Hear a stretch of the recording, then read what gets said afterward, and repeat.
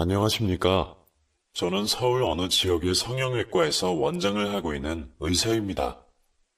나름 잘 나가는 병원이지만 이곳에는 밝힐 수가 없어서 익명으로 하겠습니다. 저는 얼마 전 결혼에 실패하고 한 여자에 대한 배신감으로 정신과에서 치료까지 받았습니다. 주변인이나 부모님께는 제가 그 일을 겪고 나서도 아무렇지 않게 잘 살고 있는 모습만 보여드리고 싶었기 때문에 분출하지 못한 채 저의 내면에 아픔을 쌓아두다 보니 병이 됐던 것 같아요. 지금은 치료 후 많이 호전되었습니다.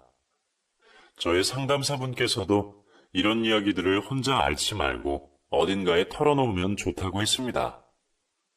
불특정 다수의 분들에게 제 이야기를 털어놓으면 좋겠다는 생각이 들었어요. 그리고 어디다가 제 이야기를 털어놓으면 좋을까 고심하다가 이곳에 풀어내고 싶다는 생각이 들었습니다. 그럼 이제부터 저의 이야기를 시작하겠습니다. 저는 40 가까이 되도록 결혼을 못하고 있었습니다. 못했다는 표현보다는 안 했다고 표현하는 게 맞을까요? 사실은 저에게는 정말 오래 만나왔던 여자가 하나 있었습니다. 친구의 소개로 만났던 여자였습니다. 그 여자는 승무원이었고 거의 7년을 만났죠. 그 여자와 저는 서로에 대해 모르는 게 없었어요. 정말 가족과도 같은 사이였습니다. 이제 결혼만을 앞두고 있었는데 여자친구가 이별을 통보했습니다. 제 나이 33세 그 여자친구와 헤어지게 되었습니다. 헤어진 이유는 여자친구의 바람 때문이었죠. 7년을 만났는데 헤어지는 건 정말 하루아침에 쉽게 되더라고요. 여자친구가 저에게 다른 사람이 좋아졌다며 이별을 요구했습니다. 여자친구가 만난 사람은 여자친구 직장의 항공사 기장이라고 했어요. 우리가 만난 세월은 어쩌고? 너 그 사람이랑 얼마나 만났는데? 내가 이해하고 넘어가 줄게. 이해하고 말고 할 문제가 아니야. 나는 오빠를 더 이상 사랑하지 않아. 우리 지금 정 때문에 만나고 있는 거잖아, 사실. 7년 동안 만나면서 나는 다른 사람 만날 생각 한 번도 해본 적이 없어. 근데 넌 어떻게 그럴 수 있어? 내가 이해할게. 그냥 다시 나한테 와주면 안 돼? 안 돼. 내 마음이 떠난 걸 어쩔 수가 없어. 미안해. 저는 여자친구를 붙잡으려고 애썼죠. 7년을 만났는데 어떻게 하루아침에 그럴 수가 있냐며 울기도 했던 것 같아요. 하지만 변심한 여자의 마음을 돌릴 수가 없더라고요. 그 당시에는 부모님 도움과 제가 모은 돈으로 제 병원을 개업하려고 준비 중이었던 때였습니다. 제가 젊은 나이에 개업을 할 수 있었던 것은 부모님께서 서울의 한 빌딩을 소유하고 계셨기 때문입니다. 그 빌딩에 제 자리를 만들어주신 거죠. 제가 만나던 여자친구와 결혼을 생각하고 있다는 걸 부모님도 아셨기 때문에 여자친구에 대해 많이 궁금해하셨어요. 요즘에 왜 현정이는 잘 안 오니? 많이 바쁘니?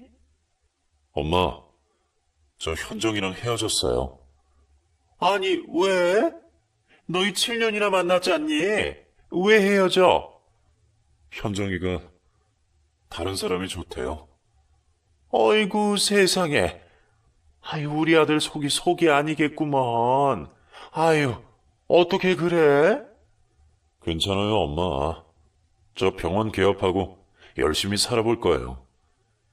그래도 나이도 있고 이제 결혼 생각할 때인데 정말 엄마가 다 심장에 내려앉는 것 같구나. 개업 후에는 여자친구와 결혼을 하려고 부모님께도 인사드리고 했었는데 갑자기 여자친구와 헤어졌다는 말에 어머니께서 너무 안쓰러워하셨습니다. 그때는 원망하는 마음이 컸는데 지금 와서 생각해보면 당시에는 저도 당시에 바빴고 여자친구도 일을 하느라 하루가 멀다 하고 해외로 나갔기 때문인지 잠시 사이가 소원해졌던 적이 있었어요. 아마 그 시기부터 여자친구는 다른 사람을 만나기 시작했던 것 같습니다.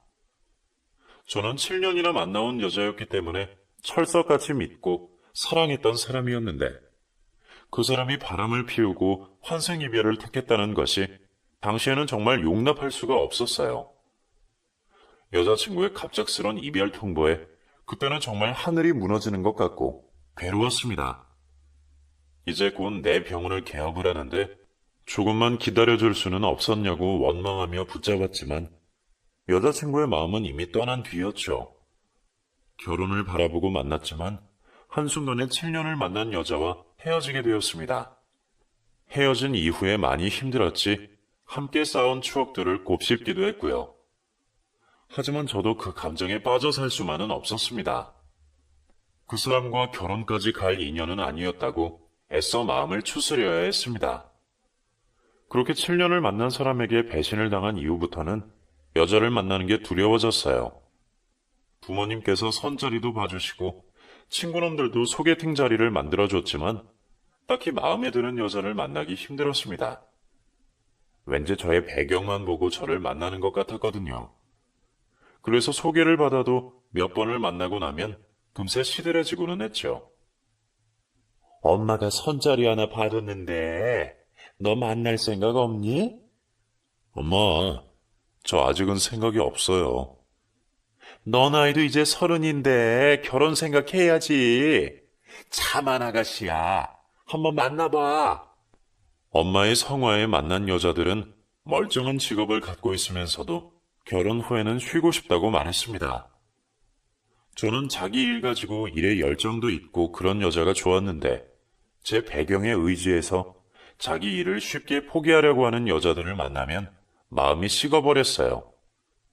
연애도 잘 안 됐고 일 말고는 딱히 취미 생활도 없던 저에게 골프나 운동을 권유하는 주변 사람들도 많았지만 제가 워낙 내향적인 성격에 혼자 있는 걸 좋아하다 보니 선뜻 골프를 치러 다니자는 권유들을 받아들이진 못했습니다. 민성아, 그러고 있지 말고 우리랑 라운딩이나 다니자. 나 운동 싫어하는 거 알잖아. 귀찮다. 야, 이 자식아. 운동도 좀 하고 바깥 생활을 해야 여자도 만나고 그러지. 너 언제까지 그 여자 잊지 못하고 그러고 있을래? 아이, 그런 거 아니야. 그냥 나는 골프 취미 없어. 너희들끼리 다녀라. 그렇게 거절을 하고는 했습니다. 저에게 유일한 관심거리가 있다고 한다면 동물이었어요. 제가 돈을 벌기 시작하면서부터 주기적으로 유기묘나 유기견 보호센터에 후원을 해왔거든요. 가끔은 봉사를 나갈 때도 있었습니다. 저는 사실 수의사가 될까 했던 적이 있을 만큼 동물을 사랑합니다. 하지만 부모님의 반대로 성형외과 의사가 된 것이었죠. 부모님도 동물을 사랑하는 분들이시지만 제 성적에는 의사를 하는 게 더 낫지 않겠냐며 저를 부추기셨습니다. 어릴 때부터 부모님 말씀을 어기지 않고 성장한 저는 부모님이 원하시는 대로 의대에 갔고 졸업 후 성형외과 의사가 된 것입니다. 부모님과 함께 살 때 제가 유기견 보호센터에서 입양한 아이가 있습니다. 이름은 머핀인데요. 머핀이는 지금 부모님이 살고 계신 집에서 지내고 있습니다. 대형견이라 정원에서 뛰어노는 것이 좋을 것 같아서 제가 따로 나와 살게 되면서 데려오지는 못했어요. 하지만 본가에 자주 가서 산책도 하고 놀아주고는 합니다. 혼자 사는 아파트에서는 제가 일 나가면 외로울까봐 강아지를 키우지 못하고 있었습니다. 제가 이사해서 혼자 사는 아파트 단지 주변에는 길고양이들이 많이 보이더라고요. 추운 겨울에 아이들이 밥도 못 먹고 물도 못 먹을 것 같아서 걱정이 되더라고요.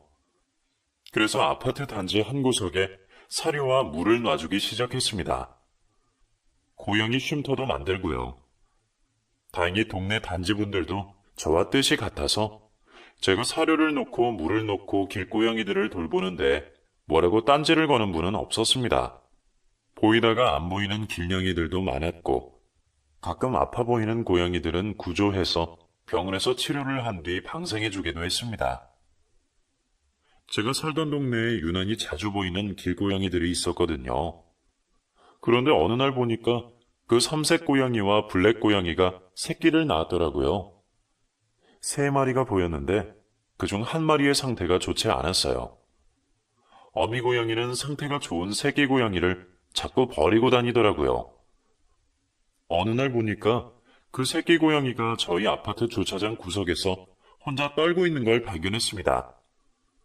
상태가 좋지 않아 보였어요. 저는 바로 케이지를 들고 나와 고양이를 구조해서 데리고 병원에 가게 되었습니다. 눈에 염증도 있고 심장 사상충도 있어서 동물병원에서 치료를 받게 되었죠. 며칠 동안 왔다 갔다 하면서 고양이 상태를 살폈습니다. 치료가 어느 정도 된 후에 이 아이를 어떻게 해야 하나 고민을 했는데 이것도 인연이다 싶어서 제가 키우기로 결심했죠. 고양이 이름은 스콘으로 했어요. 음식 이름으로 지으면 오래 산다고 들었기 때문에 제가 좋아하는 디저트 이름으로 지은 것이었죠. 스콘이는 건강 상태가 좋아져서 고양이 물품들을 하나씩 사기 시작해서 지금은 집안에서 활발하게 잘 놀고 잘 때는 꼭 제 머리맡에 와서 잠들고는 합니다. 스코니를 구조한 이후로도 일이 끝나고 집에 오면 동네 길고양이들에게 항상 사료를 주고 물 주고 그렇게 지냈죠. 그게 저의 유일한 낙이었다고 할 수 있겠네요. 부모님께서는 제가 결혼을 하지 않고 혼자 동물들만 좋아하며 그렇게 지내는 것이 안쓰러우셨는지 몇 번 더 손자리를 마련해 주셨습니다. 한두 번 연애도 했지만 매번 결혼까지는 가지 못하고 실패했어요. 그렇게 스코니와 함께 살며 외롭지만은 않지만 그래도 가슴 한켠에 빈자리를 느끼며 살아가던 때였습니다. 어느새 제 나이는 30 후반이 되었고 그때 운명처럼 한 여자를 만나게 되었습니다. 어느 날부터인가 제가 사료 주는 통에 제가 주지 않았는데도 사료가 차 있고 또 다른 곳에도 사료통과 물이 놓여있기 시작해서 의아해하고 있었습니다. 저 말고도 고양이들을 챙겨주는 분이 생겼구나 생각하고 있었죠. 그러던 어느 날 일을 마치고 산책 겸 고양이들을 살피러 나갔는데 동네에서 한 번도 보지 못한 젊은 여자가 사료통에 사료를 넣고 물을 채우고 있었습니다. 제가 의아한 표정으로 쳐다보고 있었더니 저에게 말을 걸더라고요. 안녕하세요. 혹시 여기에 사료 놔주시는 분인가요? 아, 네, 그렇습니다. 아, 그러시구나. 낮에는 빈통에 애들이 와서 아무것도 못 먹고 그냥 갈 때가 많길래 제가 와서 채워줬어요. 그래도 되죠? 아, 예, 당연히 되죠. 너무 감사하네요. 감사하긴요. 고양이 좋아하시나 봐요? 저도 정말 좋아해서 한 마리 키우고 있거든요. 네, 저도 키우고 있습니다. 구조해서 키우고 있어요. 어머, 저도 길고양이들끼리 싸움이 나서 팔에 상처가 심하게 난 고양이 치료해주고 데려다 키우고 있거든요. 아, 좋은 일 하셨네요. 그쪽 분도 좋은 일 하셨네요. 반가워요. 제가 전에 살던 데는 고양이 밥 주고 그러면 싫어했는데 여기 이사 와서 이렇게 사료통 놓여 있는 걸 보고 어찌나 반갑던지요. 그러셨구나. 여기 사료 주는 걸 반대하는 주민들은 없어도 이렇게 사료를 놔주는 분도 없었는데 저도 만나게 돼서 반갑습니다. 그럼 저희 통성명이나 하고 지낼까요? 저는 이예지라고 해요. 아, 저는 김민상이라고 합니다. 이렇게 된 거 친하게 지내요. 또 봬요. 그럼 가보겠습니다. 처음 본 여자의 인상은 너무 맑고 깨끗해 보였어요. 매번 성형하는 여자들만 보다가 그렇게 수수한 미인을 만나니까 뭔가 느낌이 새롭더라고요. 그리고 고양이를 좋아하고 길고양이를 돌보고 싶어 한다는 점에서 저와 닮은 부분이 많아 보였습니다. 그래서인지 그 여자에게 호기심이 생겼습니다. 그날 이후로 동네 산책길에서 마주치면 인사를 나누고 고양이 사료를 주다가 마주치면 인사를 나누고는 했어요. 그렇게 몇 주가 흐른 후 그 여자가 고양이 사료를 사러 가야 하는데 같이 가겠냐고 묻더라고요. 사실 인터넷으로 주문하면 되는데 그렇게 말하는 것이 뭔가 저와 얘기를 더 나누고 싶어 하는 느낌이어서 저도 좋다고 수락을 했습니다. 고양이 사료를 사고 저희는 같이 커피를 마시며 많은 이야기를 나누게 되었죠. 길고양이를 구조했던 일에 대한 얘기도 하고 그러다 보니 그 외의 부분에도 관심이 생겨서 뭐 하는 분인지 제가 물어봤죠. 예재 씨는 하시는 일이 뭔가요? 실례가 안 된다면 여쭤봐도 될까요? 저는 플라워리스트를 하고 있어요. 꽃을 좋아하거든요. 아, 그러시구나. 그래서 좋은 향이 났나 봐요. 연애에 쑥맥인 저도 모르게 마음속에 있던 말이 튀어나오더라고요. 그만큼 사람을 편하게 해주는 여자였습니다. 어머, 그랬어요? 아이, 감사합니다. 저도 실례가 안 된다면 하시는 일이 뭔지 여쭤봐도 될까요? 저는 제 배경만 보고 다가왔던 여자들에게 대인 경험이 많았기 때문에 저도 모르게 그 순간 거짓말을 하게 되었습니다. 아, 그냥 평범한 회사원이에요. 그러시구나. 사실 저는 민성 씨가 마음에 들어요. 너무 단도직입적으로 그렇게 얘기해서 제 얼굴이 발갛게 달아오르는 것이 느껴졌습니다. 그런 고백을 들은 지가 얼마만인지, 그리고 저도 그 여자에게 관심이 없던 것은 아니었거든요. 그래서 솔직해지기로 했죠. 저도 예지 씨한테 호기심이 생기고 있었어요. 호기심이요? 호기심이 사랑의 시작 아닐까요? 네? 그게 그렇게 되나요? 그날 이후로 저희는 저녁마다 같이 산책을 하고 커피도 마시며 깊은 대화도 나누기 시작했습니다. 알고 보니 그 여자는 저보다 10살이나 어리더라고요. 그때가 그 여자의 나이가 20대 후반이었는데 저는 30대 후반이었죠. 그래서 조심스러워지더라고요. 아무래도 나이 차이가 있었으니까요. 하지만 대화를 하다 보면 너무 비슷하고 맞는 부분이 많고 나이보다 성숙한 그녀에게 마음이 자꾸 가기 시작했습니다. 다 그런 것은 아니겠지만 성형외과에서 일하다 보면 명품만 좋아하고 자기 외모에 만족을 못하고 계속 성형에 중독되는 여자들이 많거든요.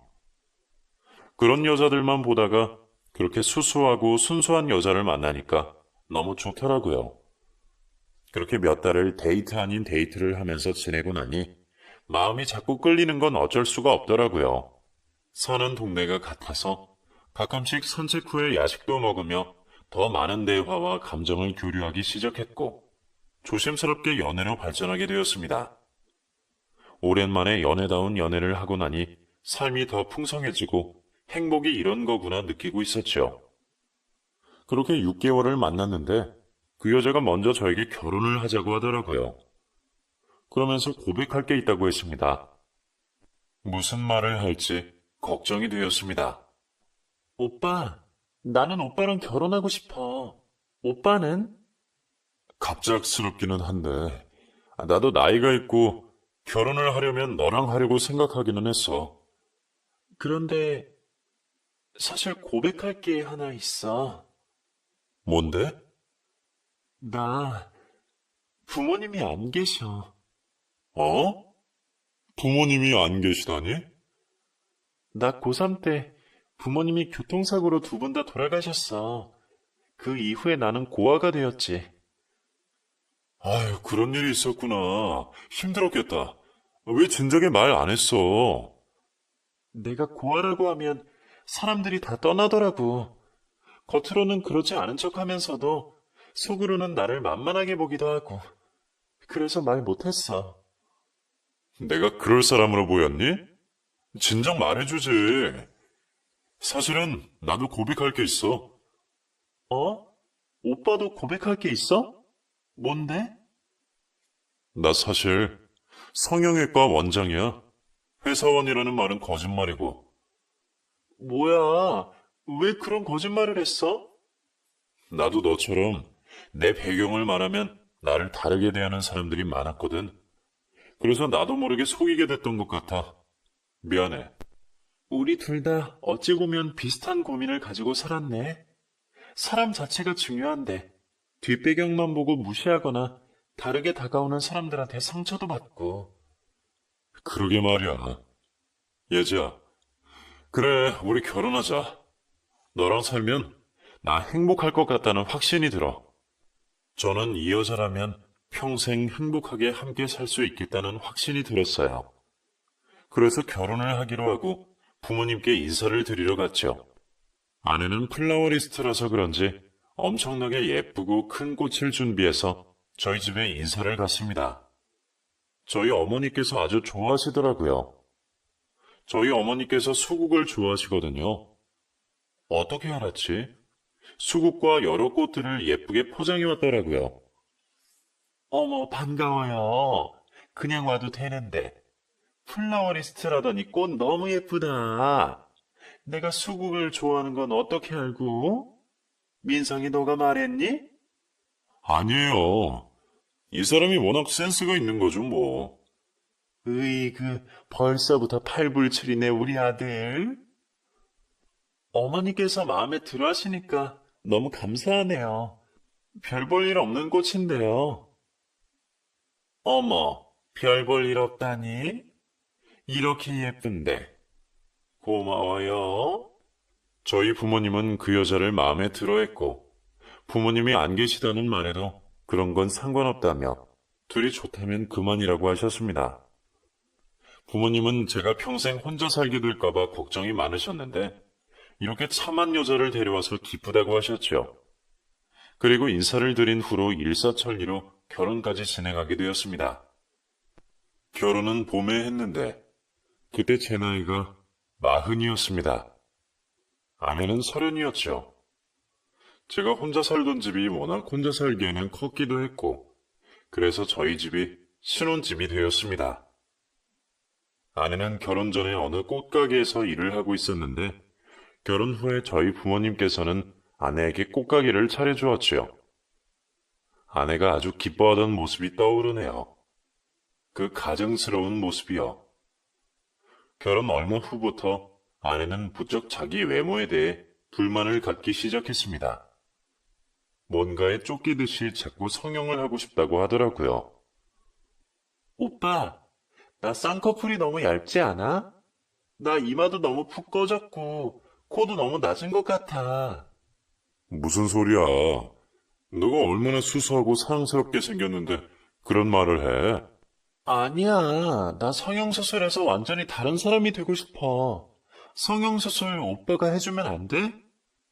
나는 너의 자연스러운 외모가 좋은데 왜 굳이 성형수술을 하려고 하니? 나는 절대 반대야. 아, 왜? 사랑하는 아내가 해달라는데 해줄 수 없어? 성형수술은 절대 반대야. 나는 너의 있는 그대로의 모습이 좋아서 결혼했는데 왜 다른 사람이 되려고 하니? 몰라. 30이 돼서 그런지 내 얼굴이 너무 싫어. 성형수술 해줘. 그렇게 무턱대고 수술을 원하는 아내가 이해가 되지 않았어요. 수수하고 순수한 면에 반했던 것인데 왜 갑자기 성형수술이 하고 싶다고 그러는 건지 제가 결단코 반대한다고 했더니 쌍꺼풀 수술이라도 해주면 안 되냐고 묻더라고요. 눈이 사람 인상에서 제일 중요한데 난 너무 눈꺼풀이 밑으로 처져서 쌍꺼풀이 꼭 하고 싶어. 오빠, 그거만 해주면 안 돼? 너 말대로 사람 얼굴에서 눈이 차지하는 비중이 큰데 나는 너의 그 강아지 같은 눈망울이 좋은데 왜 인공적으로 바꾸려고 해? 난 싫어. 정말 왜 이렇게 말이 안 통하냐? 그냥 해주면 안 되냐? 아내가 정색을 하고 화를 내며 말을 하더라고요. 그런 모습은 처음 봐서 정말 놀랐습니다. 언제나 제 말에는 상냥하게 반응했던 사람이었거든요. 그래도 성형수술만은 절대로 반대했지요. 아무리 제가 성형외과 의사라고 해도 제 아내의 얼굴이 바뀌는 건 원치 않았습니다. 아내는 심통이 나서 저에게 며칠 동안 말도 안 하더라고요. 그래서 그 주에 아내의 마음을 풀어줄 겸 제주도로 여행을 가자고 했습니다. 그런데 의외로 아내가 여행 얘기에 반가워하지 않는 기색이더라고요. 제주도? 제주도는 좀 그런데. 왜? 제주도 좋잖아. 바다 보면서 휴양 좀 하고 오자. 우리 너무 요새 쉬지를 못했던 것 같다. 내가 호텔이랑 다 예약해놨어. 가서 바람 쐬고 오자. 그럼 애들은 어떡해? 고양이 2마리만 집에 놓고 갈 수는 없잖아. 엄마가 봐주신다고 했어. 걱정 마. 당신 기분도 전환할 겸 다녀오자. 언제 그렇게 내 의견도 듣지 않고 준비한 거야? 난 별론데. 가서 맛있는 것도 먹고 둘레길 산책도 하고 즐기다 오자. 그렇게 그 주 주말에 여행을 가게 되었습니다. 둘 다 산책하는 걸 좋아했기 때문에 제주도 어느 둘레길을 걷기로 했죠. 둘이서 이런저런 대화를 나누며 걷고 있는데 멀리서 오고 있는 한 남자를 마주치게 되었습니다. 그런데 그 남자가 점점 가까이 다가올수록 아내의 표정이 경직되더라고요. 그리고 뒤를 돌아 달리기 시작했습니다. 그 남자는 제 아내를 보더니 눈이 휘둥그레져서 아내를 뒤쫓아 마구 달려오는 것이 아니겠습니까? 아내는 뒤도 안 돌아보고 저를 잊은 듯이 계속 달리기 시작했어요. 저는 무슨 상황인지도 모른 채 아내를 따라 뛰기 시작했죠. 그리고 주차장에 렌트했던 차에 도착하자 급하게 차에 탄 아내가 빨리 출발하라고 소리를 쳤습니다. 오빠, 빨리 타! 빨리빨리 출발해! 아니, 왜 그래? 저 남자 누군데? 몰라, 나중에 설명할게. 빨리! 알았어. 그 남자는 다리를 절면서 따라오다가 저희를 끝까지 쫓아오지는 못했습니다. 그리고 먼 발치에서 눈을 부라리며 뭐라고 소리를 치더라고요. 그 모습을 본 아내는 얼굴이 사색이 되어 있었습니다. 저는 정말 영문을 몰랐죠. 호텔에 도착하자 아내가 당장 집으로 돌아가자고 하더라고요. 아니, 대체 아까 그 남자는 누군데? 왜 그렇게 도망을 친 거야? 이유나 좀 듣자. 나중에 얘기할 테니까 빨리 서울 가자. 나 너무 무서워. 너 이런 모습 처음 본다. 그냥 말해. 그 사람 누구야? 이런 얘기하고 싶지 않았는데 사실 예전부터 나를 스토킹하던 남자야. 어떻게 여기에서 만났는지 모르겠어. 나 너무 무서워, 오빠. 빨리 집에 가고 싶어. 뭐? 스토킹하던 남자라고? 그럼 신고를 해야지. 신고했었는데 처벌이 약하더라고. 내가 사실 성형수술하고 싶다는 것도 저 사람이 나를 찾아낼까봐 그런 거였어. 아니, 그런 걸 왜 미리 얘기 안 했어? 혼자 끙끙 앓기만 하고. 어서 가자. 나 진짜 무서워. 아내는 몸을 덜덜 떨고 있었습니다. 그래서 아내를 꼭 껴안아주고 짐을 챙겨서 그날 밤 비행기로 서울로 왔죠. 서울로 오는 내내 저는 아내에게 신고하자고 말했고 아내는 성형수술을 해달라는 말만 했습니다. 오빠, 안 되겠어. 정말 나 성형수술해줘. 여기서 그 얘기가 왜 나와? 저 사람이 또 나 알아보고 쫓아올까봐 그렇지. 내 맘 오빠는 이해 못해. 그렇게 무서워할 일이야? 내가 있잖아. 몰라, 수술해줘. 저는 아내의 마음을 이해하려고 노력했지만 그 마음을 다 이해할 수가 없겠더라고요.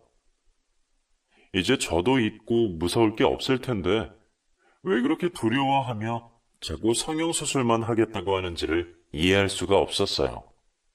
정말 성형수술이라도 해줘야 하나 마음이 흔들렸지만 그건 아닌 것 같아서 기어코 수술은 해주지 않았습니다. 여행을 다녀온 이후로 아내의 불만은 날로 늘어만 갔습니다. 퇴근하자마자 아내가 기다렸다는 듯이 말을 퍼붓기 시작하더라고요. 그 사람이 나 또 찾아내면 어떡해? 나 정말 무서워, 오빠. 그러니까 신고를 하자니까. 넌 나도 있고 가족도 생겼는데 뭐가 그렇게 무서워? 내가 당한 걸 몰라서 그래. 맨날 집 앞에 찾아오고 제주도에서 일할 때 직장에도 찾아오고 너무 무서웠어. 그 사람이 우리 집에 들어오려고 해서 경찰에 신고했는데 아무 일도 없었다고 그냥 보내버리더라고. 그 이후에도 계속 찾아와서 내가 서울로 이사한 거야. 많이 힘들었다, 예지야. 그래도 걱정 마. 이제 내가 있잖아. 왜 그렇게 두려워해? 나 정말 무서워. 쌍꺼풀 수술이라도 해줘라. 아니, 수술한다고 뭐가 달라져? 수술하면 날 봐도 못 알아볼 거 아니야. 나 정말 치가 떨려. 그때처럼 우연히 마주칠까 봐. 요새 일도 손에 안 잡혀. 그래도 정말 수술은 아닌 것 같다. 그렇게 피해서 될 문제가 아니야. 정말? 그거 하나 못 해주냐, 진짜? 성형외과 원장이면서 그 정도도 못 해줘? 왜 화를 내? 진정해. 그렇게 또 화를 내고야 말더라고요. 그럴 때마다 제가 알던 아내의 모습과는 딴판인 다른 사람 같았어요. 하도 수술 이야기를 많이 해서 정말 해줄까 고민하던 찰나에 저에게 한 통의 문자 메시지가 왔습니다. 이혜지 씨의 남편분 되시죠? 이혜지 씨에 대해 할 이야기가 있습니다. 시간 되시면 저에게 연락 좀 주십시오. 이런 문자였어요. 저는 또 그 스토킹남이 제 아내라는 사실을 알아내서 괴롭히려나 보다 생각해서 당장 전화를 걸었죠. 그 남자가 전화를 받자마자 저는 소리를 질렀습니다. 당신 누구야? 예지 스토커 맞지? 당신 왜 내 아내를 괴롭히는 거야? 선미... 아니, 예지가 절더러 스토커라고 하던가요? 참... 스토커가 아니면 뭔데? 저는 예지와 결혼할 뻔했던 남자입니다. 뭐? 거짓말 치지 마. 너 스토커잖아. 나한테까지 연락한 이유가 뭐야? 경찰에 신고할 테니까 그렇게 알아. 경찰에 신고할 사람은 예지가 아니라 저예요. 그리고 그 사람 보면 이예지도 아니고 이선미입니다. 개명을 한 모양이더라고요. 그게 다 무슨 헛소리야? 만나서 얘기하시죠. 그 남자는 저희 병원 빌딩 1층 카페에 와 있다고 했습니다. 조금 두려운 마음이 없지 않아 들었지만 별일이야 있겠나 싶었고 또 아내한테 대체 무슨 일이 있었던 것인지 궁금하여 그 남자를 만나러 갔습니다. 한눈에 알아보겠더라고요. 그 제주도 둘레길에서 저희를 쫓아왔던 남자였어요. 남자가 절 보더니 정중하게 인사해서 의아했습니다. 안녕하세요. 전에 한번 스치듯 뵈었죠? 저는 제주도에서 농사를 짓던 남자입니다. 예지 말로는 당신이 스토커라고 하던데 그 여자가 하는 말은 다 거짓말이에요. 그 여자는 사기꾼입니다. 그렇게 말하고 남자가 눈물을 흘리더라고요. 그리고 제 아내와 다정한 모습으로 찍은 사진들을 보여주었습니다. 이게 다 뭡니까? 선미와 저는 결혼까지 약속하고 사귀던 사이입니다. 그런데 결혼 전에 선미가 빚이 있다며 저에게 갚아달라고 요구했어요. 그래서 갖고 있던 논을 팔아 1억 5천만 원을 주었죠. 그 이후의 이야기들은 정말 충격적이었습니다. 돈을 받은 아내는 감쪽같이 사라져버렸고 그 남자는 자신이 평생 일구어온 논과 재산도 잃어버리고 공사판에서 일을 하다 다리를 다쳐서 다리를 절게 되었고 사기죄로 신고하고 싶었지만 방법도 모르고 변호사를 선임할 돈도 없었다고 했습니다. 저는 그 남자가 하는 모든 이야기들이 정말 소설 같고 믿기지가 않았어요. 하지만 남자가 보여준 사진 속 아내는 확실히 제 아내가 맞았고 그 남자의 말이 거짓말처럼 들리지 않았습니다. 남자가 말했습니다. 당신도 사기 결혼 당한 거예요. 그 말을 듣는데 머리가 띵해지고 혼란스럽더라고요. 그렇게 저에게 성형수술을 요구한 이유가 스토킹 때문이 아니라 얼굴까지 다 바꿔서 새로운 삶을 시작하려던 사기꾼의 모습이었다는 것에 충격을 받았습니다. 소름까지 끼치더라고요. 당장 집에 가서 그 여자를 볼 생각에 두려운 마음까지 들었습니다. 가만히 생각을 곱씹어 보니 아내가 구조해서 키운다는 고양이는 회색의 블루 러시안 종이었어요. 그래서 의아했던 적이 있었죠. 어떻게 품종묘를 구조했다는 건지, 하지만 그 여자의 말솜씨에 넘어갔는데 사실은 품종묘사서 저에게 환심을 사려고 했던 것이었나 싶은 생각도 들고 그 여자가 한 모든 말들과 행동이 처음부터 끝까지 거짓말이었던 건지 정말 이 모든 것이 감당하기가 힘들더라고요. 그런데 저의 혼란에 쐐기를 박는 말을 남자가 꺼냈습니다. 그 여자가 혹시 고아라고 하던가요? 네, 맞아요. 고아라고 했습니다. 그 여자 고아 아닙니다. 시골에 살고 계신 부모님이 있어요. 제가 그 여자를 찾으려고 전국 방방곡곡 안 다닌 데가 없습니다. 그러다 알게 되었습니다. 그 여자는 자기 부모도 버린 여자예요. 그리고 가족이 본인을 찾지 못하게 했습니다. 제가 다 들었어요. 그 사람의 말만 들으면 제 아내는 중범죄자였습니다. 정화도 사기 결혼을 한 것이고요. 아득해지는 정신을 붙잡고 해야 할 일을 해야겠다고 생각했습니다. 그래서 그 남자를 데리고 평소 알고 지내던 변호사 사무실로 찾아가서 상담을 받았고 변호사를 선임했습니다. 저는 일 때문에 집에 들어가지 못한다고 거짓말을 하고 그 남자와 함께 변호사에게 의뢰를 했지요. 며칠 후 변호사로부터 연락이 왔는데 아내는 혼인빙자 사기죄로 고소가 가능하다는 얘기를 했습니다. 그리고 그 남자 외에도 사기를 친 남자들이 몇 명 더 있다는 이야기도 들었고요. 며칠 호텔에서 지내던 저는 일단 집으로 돌아가 아내의 이야기를 들어보고 싶었습니다. 한때는 사랑해서 결혼한 여자였으니까요. 모든 사실을 아내의 입을 통해 듣고 싶은 마음도 있었어요. 오빠, 무슨 일이 많아서 그렇게 외박을 해?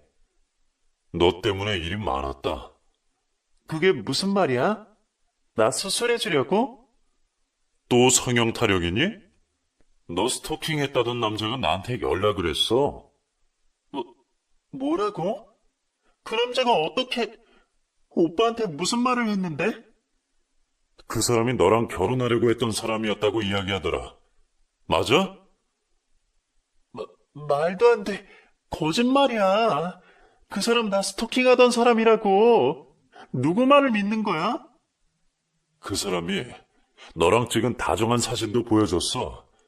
너 부모님도 계시다던데. 그동안 어떻게 그렇게 감쪽같이 속였냐? 아니, 오빠 내 말 좀 들어봐. 또 무슨 거짓말을 하려고 그래? 너 완전 사기꾼이잖아.